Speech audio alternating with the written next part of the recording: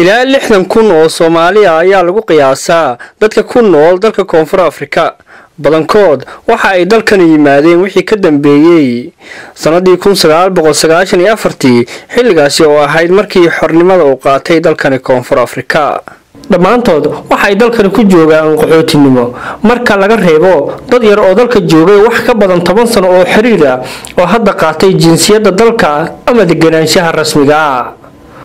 Koonfur Afrika ma jiraan xarooyin qaxootiga loogu talagalay waxaana ugu wacan dawladda oo mamnuucday in xarooyin dadka la geliyo sababtuna tahay taariikhda dadka madow ee dalkani oo xarooyin lagu karantiili jiray xilligii midabta koorkii. qofka Soomaaliga marka uu dalka soo galo waxa la siiyaa waraaq aqoonsi qaxootinimo ah oo uu dalka ugu dhex joogi karo sidii uu doono qaban karo shaqada uu doono balse intaasi wax dhaafsiisan looma qabto oo aanan ka ahayn adeeg caafimaad ee dadka guud ay helaan. Soomaalida waxa ay abuurteen shaqooyin iyo mihnado ay noloshooda ku kaalmeeyaan waxayna furteen macdaaro ama waxa loo yaqaan sponsorships oo laga furo xaafadaha isku raranka ee barigii hore lagu karantiili jiray dadka madow waana meelaha ay degan yihiin dad aad faqro ah isla markaasina ay dambiyada ugu badan ka dhacaan iyada oo meelaha qaarkoodna aysan ku oolin saldhigyo ama xarumo dawladeed oo kale. macdaarada meelaha laga furo ayaa qofka Soomaaliga waxa ay gelinayaan nolol lagu tilmaami karo go'doon isaga oo dhex seexda dukaanka ku dhex noolaada isla markaasina marka dambe dhibana u noqda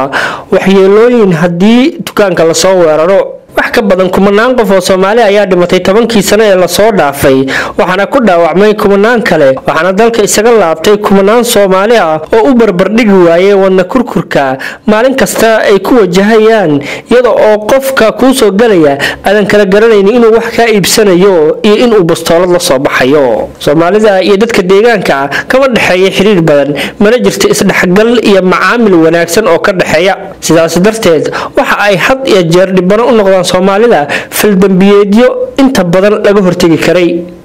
marka xitaa dadka ay dhigayaan barnaamijyada ay kaga cabanayaan dawladda kuna codsanayaan adeegyada asaasiga ee dawladeed sida biyaha, korontada, wadooyinka, isbitaalada iyo iskuulaadka waxa dhacda in carada ay kula duldhacaan dukaamada Soomaalida kuwaas oo la boobo, la gubo ama la xiro. xiriir xumada ka dhaxeeya Soomaalida iyo dadka muwaadiniinta waxa uu gaaray heer aysan Soomaalida kaba warqabin goorta uu dhacaya mudaharaadka iyo halka lagu dhigayo iyadoo hadii ay taasi ogaan lahayd ugu yaraan ay uga digtoonaan lahaayeen. dad badan waxay ku doodayaan in hadii xiriirka Soomaalida iyo dadka muwaadiniinta uu hagaagsanaan lahaa ay qaban qaabiyaasha mudaharaadyada ka hortagi lahaayeen in ay weeraraan dukaamada Soomaalida. inta badan ma jiro mudaharaad Koonfur Afrika ka dhacay oo aanan isu rogin mid rabshado wata waxaana jirta in markasta ay iska hor imaadyo gacan ka hadal dhaxmaraan ciidamada booliska iyo dadka sida aad arki kartaanba iyada oo uurada iyo qaaca uu cirka isla qabsanayo dhiig ayaa qubta hanti badan ayaa burburta gawaarida ayaa la burburiyaa qasaaro lixaad ayaa meeshaasi ka dhasha. waxaasi oo dhan ay Soomaalida bartanka ugu jirtaa tahayna bartilmaameedka ugu nugul. dadka la dilay Kasokow waxa jira dad curyaamay noloshooda inta ka dhiman sida wiilkan dhalinyarada ay aad aragtaan ee biraha ku boodaya waxa u soo dhacay burcad Koonfur Afrikaan magaalada East London ee gobolka Eastern Cape kuwaas oo rasaas la dhacay una geystay dhaawacyo curyaamiyay adimihiisa. waxaad arki kartaan ninkan kale ee Soomaaliga oo muujinaya meelaha ay rasaasta ka haleeshay waxa uu ku nool yahay duleedka magaalada Johannesburg mararka qaarkood dukaankiisa ma tagi karo cabsi uu ka qabo dad raadsanaya dartood. walaalihiis oo dukaanka ka caawiya kuma aamin qabaan dukaanka dhexdiisa waxaana arki kartaan midkood oo ilimka taagan si uu isaga dhowro hadii ay jiraan dad ku soo wajahan oo weerar ku soo ah. xitaa marka uu dhex socdo xaafadda isaga oo gaarma daymoonaya oo irdhaysan ayuu dariiqa maraya qof kasta oo jidka uga hor yimaadana waa qof loo filayo inuu waxyeelo u geysan karo. halkani waxa sidoo kale ka arki kartaan in Soomaaliya oo ku nool tuulo ku taala magaalada Cape Town qolka dambe ee dukaanka ayuu ku aruuray oo aanan banaanka u soo bixi karin cabsi uu ka qabo in la waxyeeleeyo ugu yaraan maanta waxa uu arkaa war uu ku farxo oo jaraa'idka ku soo baxay bogiisa hore. far waaweyn ayaa waxa lagu soo xardhay ciwaan ah noo dhaafa Soomaalideena. waa wargeyska lagu akhriska badan yahay ee Daily Sun kaasi oo akhristayaashiisa ay kor u dhaafayaan 1 milyan oo qof. wargeyskani waa mid raqiis ah waxaana inta badan akhrista dadka madow ee dabaqada hoose ah kuwaasoo ah dadka ay Soomaalida ka dhex ganacsato. inkasta oo mar wargeyskan lagu eedeeyay inuu soo qoray hadallo jinsi nacayb kicinaya sida isticmaalka kelmadda dadka qalaad, haddana cabashooyin la gudbiyay dartood waxa uu haatan qoraa warar loogu dhibrinayo dadka muhaajiriinta ah. iyadoo bishan ay ahayd sanad guuradii shanaad ee ka soo wareegtay weeraradii jinsi nacaybka ahaa ee dhacay sanadii 2008 ee lagu dilay dadka badan ee ajaanibta ahaa. munaasabad arintaasi looga hadlayay oo ka dhacay magaalada Johannesburg jaamacad ku taalo oo la yiraahdo Wits University ayaa waxa hadal ka jeediyay xoghayaha guud ee ururka shaqaalaha Koonfur Afrika Cosatu Mustafafi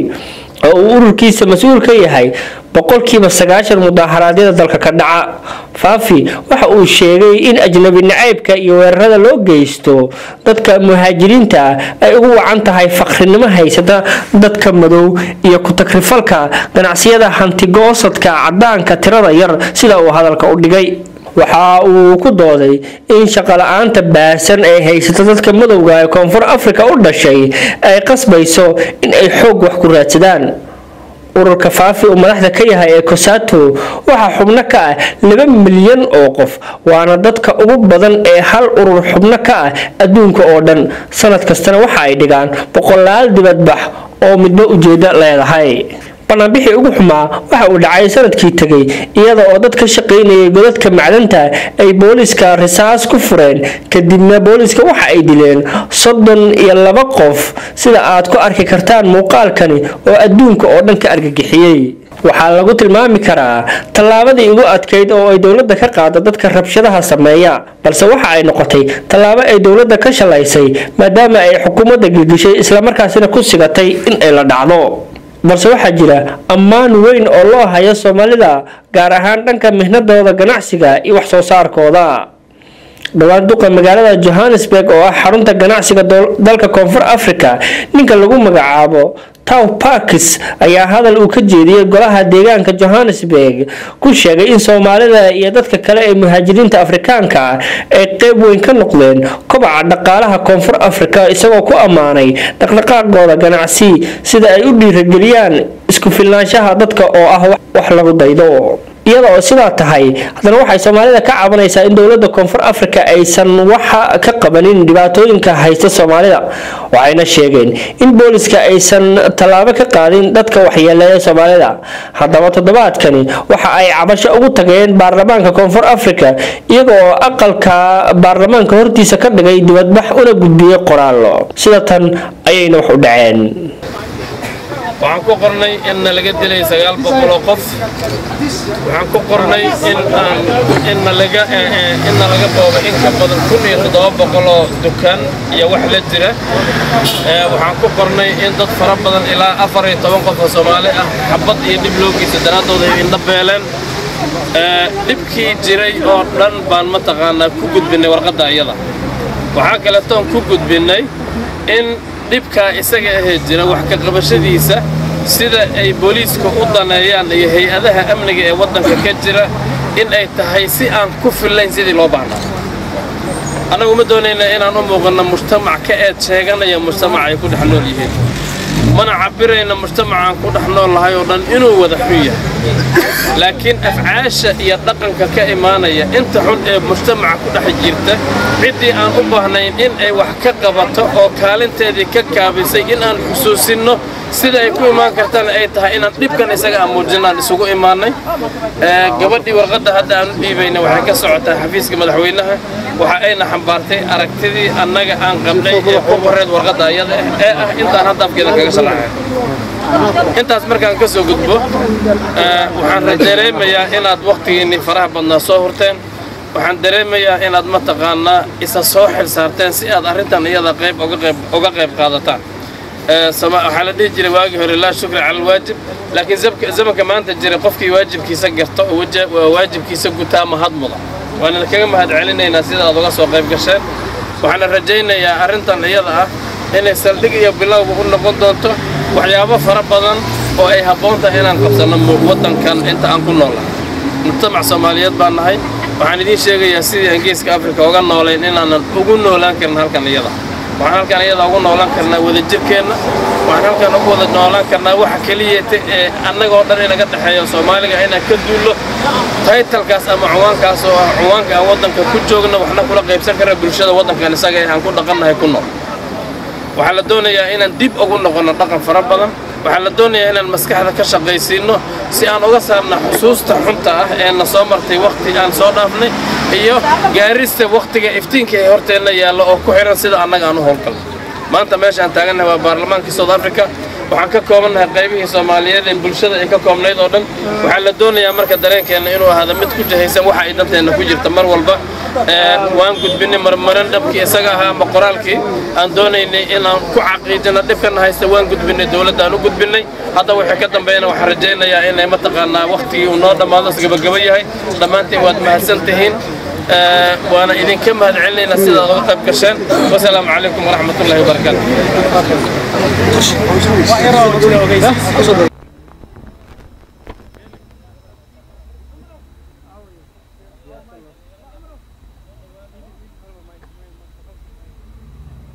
الرحمن الرحيم waxaan hortaaganahay baarlamaanka dalka Koonfur Afrika hortiisa halkaas oo isugu yimaadeen dad tiro badan oo Soomaali oo ka cabanaya dilalka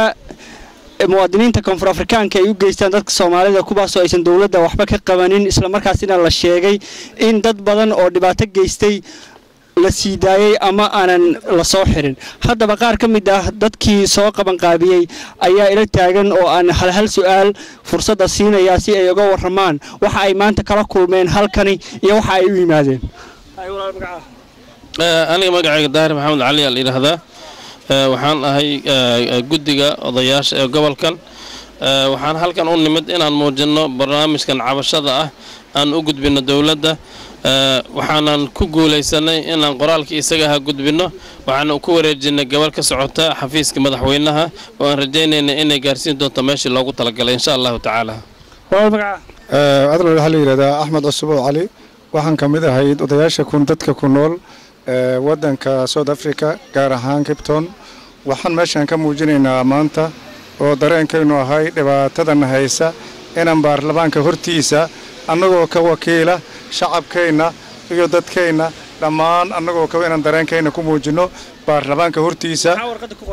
warqadda waxa ku qoray dhibaatooyinka kooban dilka iyo dhaca dabagal la'aanta istixgelin la'aanta ninkii hadda ku dhaco hadda ku soo hor istaagaya hatta baliiska u sheegto sidaas baa ku qoreed haddii waa la xiran la yiraahdo biri asugu xiray lacagta banka adiga ka soo jarinaya asuma aragtaa soo dhigi lahay dhibaatadaas darteed ayaa dareenkaynu ahay waana ku guuleysanay waana ku guulaxnaa laga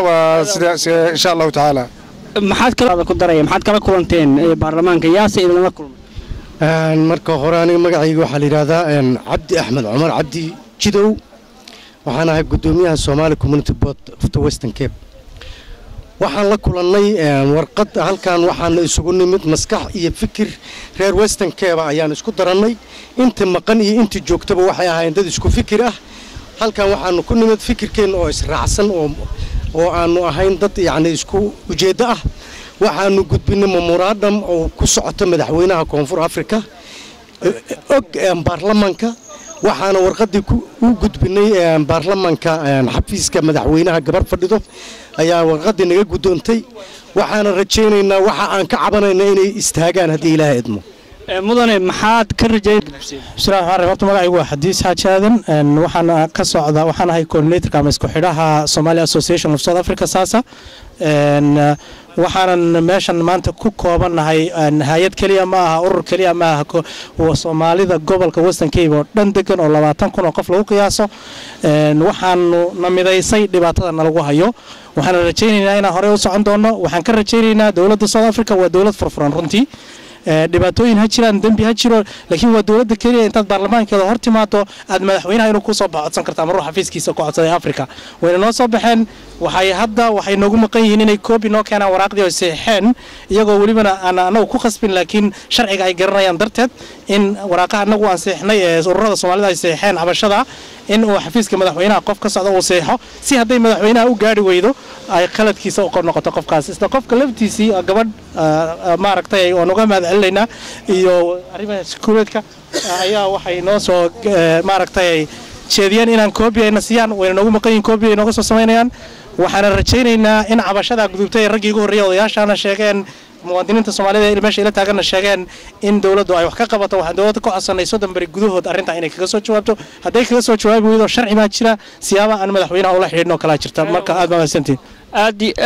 aadan oo ku soo gabagabeeyay dadkii aan wax ka weydiinayay haddana waxay la taagan nin dhalinyaro ah oo isagu kamid ah dadkii ka soo qayb galay dareenkaaga iga waran maxaa meeshan adoo soo koobay maadaama waqtigu uu nagu dhamaaday dareenkayga aad u kacsan yahay waxaa maanta ii muuqata in ay soo baxayso muwaadinkii Soomaaliyeed ee xuquuqdiisu ay qarsoonayd ee locationka sida silica loogu dili jiray dukaamamka lagu gubi jiray la dhici jiray in maanta aan u cabanayno madaxda wadankan aan martida u nahay ee South Africa gaar ahaan madaxdiisa sarsare waa gudoomiyaha baarlamaanka iyo madaxweynaha oo ku jira hadda kulan uu la qaadanayo baarlamaanka South Africa waxaan codsanaynaa oo ka codsanaynaa muwaadiniinta Soomaaliyeed ee sida maalayacniga loo dilayo ee sida xoolaha loogu leynayo locationka in